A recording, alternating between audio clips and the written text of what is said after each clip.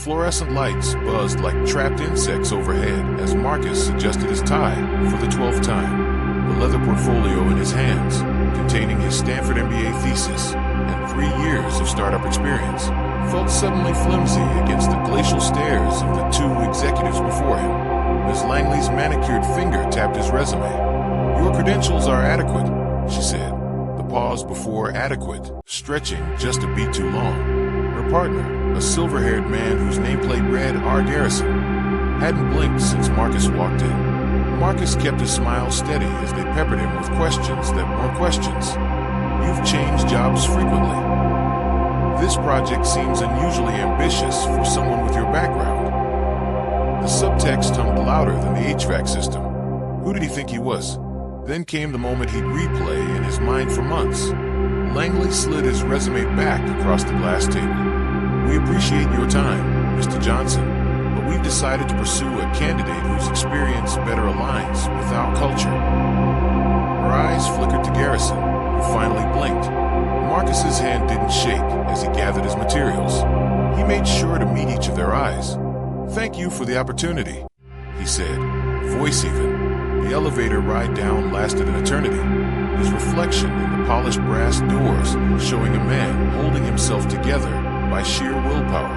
Outside, the summer sun mocked him as he passed the company's marble sign, Titan Technologies, innovating tomorrow. His polished loafers scuffed against something in the pavement, a single bent nail. Marcus picked it up, rolling it between his fingers as the idea first took root. Tomorrow's innovation might look different than they expected. The nail went into his pocket as he hailed a cab. The rejection letter would arrive in 3 days. By then, Marcus would already be drafting his business plan. The apartment smelled like instant coffee and determination. Marcus peeled off his food delivery uniform, still damp from the evening rain, and tossed it onto the growing pile of laundry. The rejection letter from Titan Technologies sat propped against his laptop, the corporate logo gleaming under the flickering light of his desk lamp. He hadn't crumpled it. He hadn't framed it either. It just sat there, a silent witness to the late nights ahead. His fingers flew across the keyboard, lines of code glowing green against the dark screen. The walls of his studio were papered with scribbled equations, rejected patent drafts, and a single sticky note that read, "They think this is where the story ends." A knock at the door. His neighbor, Mrs. Rees, held out a steaming plate of tamales. "You forget to eat again, Mijo," she scolded. Marcus accepted it with a tired smile. The first bite was heaven, warm masa, spicy pork, a taste of home. He hadn't realized how hungry he was. "You working on that thing again?" she asked, peering at the schematics scattered across his table. "Yeah," he said, "the thing that's gonna change everything." She patted his shoulder. "Good, but sleep sometimes." When she left, Marcus cracked his knuckles and got back to work. The city outside his window pulsed with light, skyscrapers full of people who'd never given him a second glance. Somewhere out there, Langley and Garrison were probably at some upscale bar, clinking glasses, completely unaware. Good, let them stay unaware. By dawn, his prototype hummed to life, a sleek black server no bigger than a shoebox, with processing power that could outpace Titan's entire infrastructure. The screen blinked, system online. Marcus leaned back in his chair, exhaling for what felt like the first time in weeks. Phase 1 was ready. The champagne flute exploded against the convention center floor like a tiny detonation. 100 conversations died mid-sentence. Every head in the immediate vicinity swiveled toward the sound, then up to the frozen tableau. Langley standing rigid, Marcus leaning casually against his display table, the next-gen logo pulsing behind him like a heartbeat. Langley's assistant scrambled to clean the mess, but Marcus was faster. He snapped his fingers once. 2 of his own team materialized with towels. "We've got it," he murmured, "because that's what you did when you were in control. You handled the mess before it could stain. You've assembled quite the operation," Langley managed, her voice tighter than the bun at the back of her head. Her eyes darted to the growing crowd. Tech bloggers were already filming. Investors leaned in, smelling blood in the water. Marcus tilted his head. Funny what you can build when no one's looking down their nose at you. He tapped his tablet, and the hologram shifted. real-time market analysis that showed Titan stock dipping, though I suppose some people should have been paying closer attention. A man in a Titan badge pushed through the crowd. Marcus recognized him immediately. David Cho, Titan CTO, the one who'd actually built their failing infrastructure. His eyes weren't on Marcus, though. They were locked on the holographic code matrix spinning slowly above the demo unit. This, Cho reached out like a man in a trance, fingers passing through the projection. You solved the latency issue with quantum compression. Marcus smiled. Took about 3 weeks once I stopped trying to explain it to HR departments. The crowd rippled. Cho's face went through 5 emotions at once. Langley looked like she wanted to stab them both. Then came the sound Marcus had been waiting for, the distinctive chime of a wire transfer notification. He didn't even glance at his watch. That'll be Sand Hill Ventures confirming their Series A. He made a show of checking the amount. 20 million. Interesting number, isn't it? Almost exactly what Titan's market cap dropped this quarter. Langley's phone chose that moment to buzz violently. She glanced at it, and Marcus saw the exact moment her stomach dropped. How did you dash? Get your Q2 financials before earnings call. Marcus shrugged. I know people who remember how Titan treated them. He leaned in, just close enough to whisper, You should have hired me when you had the chance. The crowd was fully theirs now, a ring of hungry onlookers smelling weakness. Cameras flashed. Marcus saw the exact moment Langley realized. This wasn't just a product demo. It was a public execution. As security finally arrived to escort the Titan team out, a nice touch Marcus had arranged with convention organizers, he turned back to his display with the casual grace of a man who'd already won. The holograms shifted again, now showing NextGen's roadmap. The final slide burned bright in the dimming lights. The first shot across Titan's bow had been the demo. The second, a bloodbath. Marcus stood before a wall of glowing monitors in NextGen's war room, each screen a battlefield. One displayed Titan's stock price in freefall. Another tracked their client list, names blinking from red to blue as they defected to NextGen. The third showed something more damning. Internal Titan emails, scrolling in real time. How the hell did Johnson get access to? Board meeting moved to 7 a.m. Do not be late. Langley's office just trashed an entire monitor. David Cho smirked beside him. Their encryption was a joke, like taking candy from a baby. Marcus didn't smile. I don't want candy. I want the whole damn store. He tapped a key. On screen, Titan's flagship product, their unbeatable AI analytics suite, glitched, then rebooted, with NextGen's logo splashed across the loading screen. Across town, chaos erupted. Titan's tech support lines exploded. Board members' phones lit up like fireworks. And in her corner office, Langley stared at her monitor in horror as every one of Titan's clients received the same automated alert. Your Titan system subscription has been migrated to NextGen technologies. Enjoy superior performance at 40% lower cost. She reached for her phone, fingers shaking, but it rang first. The caller ID, Titan chairman. Marcus didn't need to hear the conversation to know how it went. The next morning's headlines said it all. Titan CEO steps down amid board revolt. NextGen completes hostile takeover without spending a dollar. The revenge play that rewrote Silicon Valley. And then, a knock at his office door. Marcus turned. Standing there, pale but composed, was Langley herself. No power suit today. Just a woman who'd gambled and lost. She met his eyes. You win. Marcus studied her for a long moment, then gestured to the chair across from his desk. Sit. The war was over. The reckoning had just begun. The silence in Marcus's office was so complete he could hear the hum of the servers in the next room. His servers now, running his code, powering what used to be Titan's empire. Langley sat across from him, spine rigid, hands folded on her lap, like she was still trying to hold onto some shred of dignity. The woman who'd once dismissed him with a corporate smirk now looked hollowed out. Marcus leaned back in his chair. You're not here to apologize. She didn't flinch. Would you believe me if I did? No. A beat.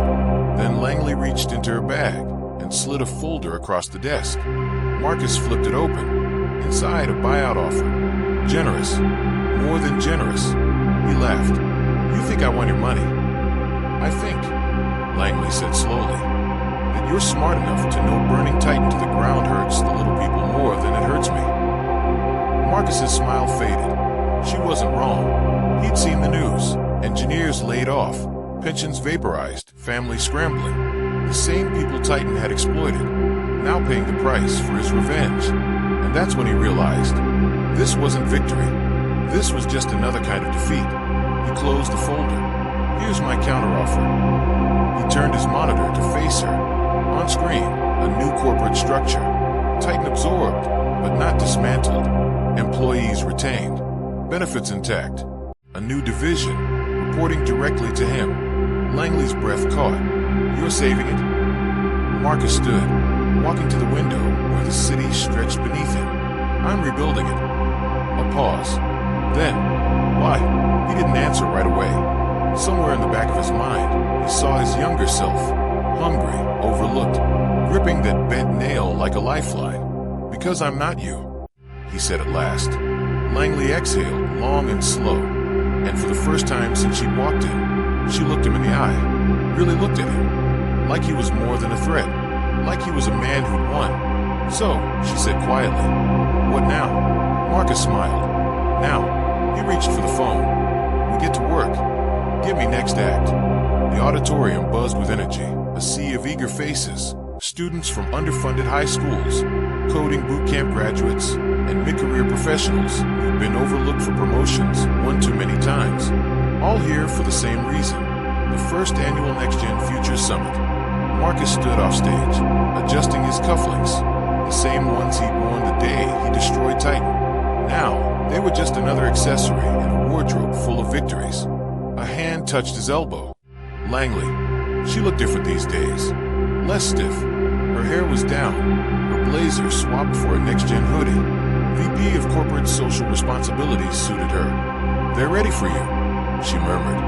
Marcus took the stage to thunderous applause. The spotlight hit him, warm and bright. A year ago, he began, I stood in front of a different crowd.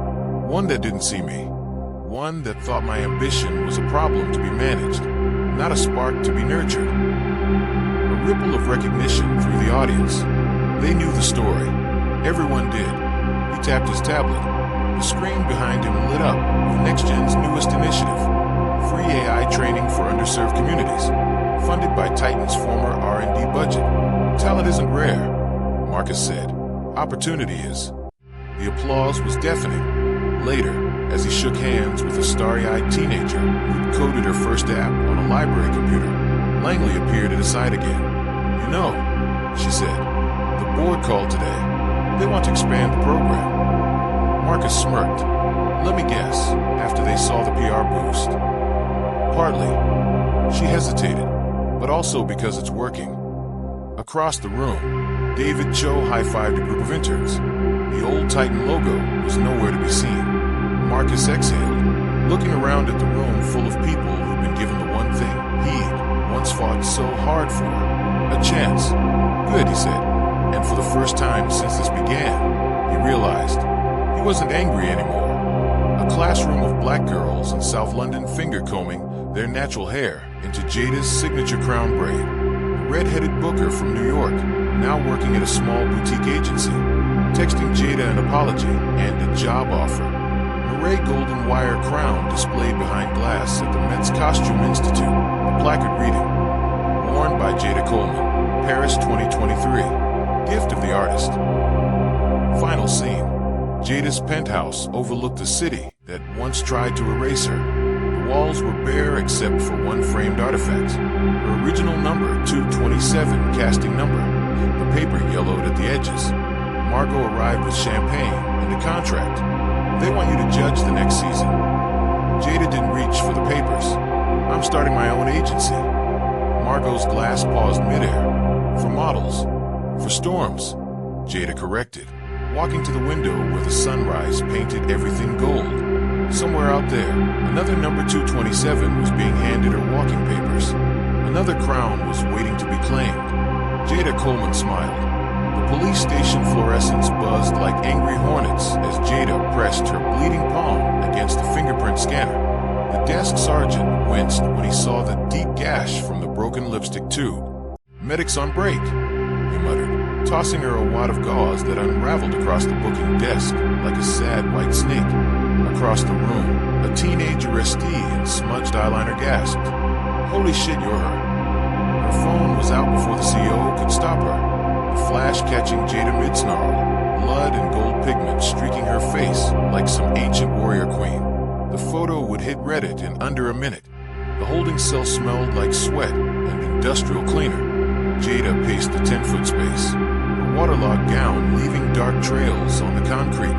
Through the tiny reinforced window, she watched lightning fork over the Manhattan skyline. Perfect fucking ambience. At 3:17 a.m., the cell door clanged open. Not Margot, a baby-faced public defender with a coffee stain on his tie. "Miss Coleman, I've been instructed to tell you." He swallowed hard. "The Med is declining to press charges." Jada laughed so hard her ribs ached. "Let me guess. Their donor's daughters started a riot." The lawyer's twitch confirmed everything. Outside, faint chanting carried through the bars. Classic was never the standard. Closer now. Louder. The booking desk erupted in radio static. "Unit 12, report to 5th and 82nd. We've got a crowd attempting to project onto the museum facade." Jada pressed her forehead to the cool bars.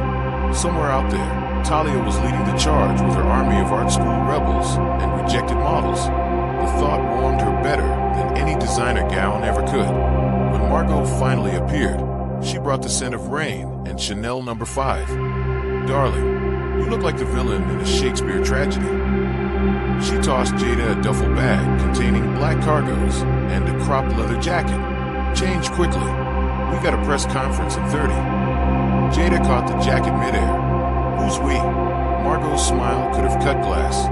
The new board members of the Met's Costume Institute, 3 of whom just resigned from LVMH in protest. She produced a cigarette, lighting it right there in the cell. Turns out billionaires hate when their daughters call them cowards. The precinct bathroom mirror showed the damage in full glory. Jada's blown-out hair, the gold pigment now streaked down her neck like war paint. She left the blood on her palm untouched. Outside, the storm had broken. Paparazzi flashes illuminated the crowd of young black models, holding handmade signs that read "Classic" is a lie, and Coleman or cancel. At the front stood Talia, her natural hair now threaded with gold wire in perfect mimicry of Jada's signature look. When their eyes met, Talia raised a fist inside it, a broken tube of red lipstick.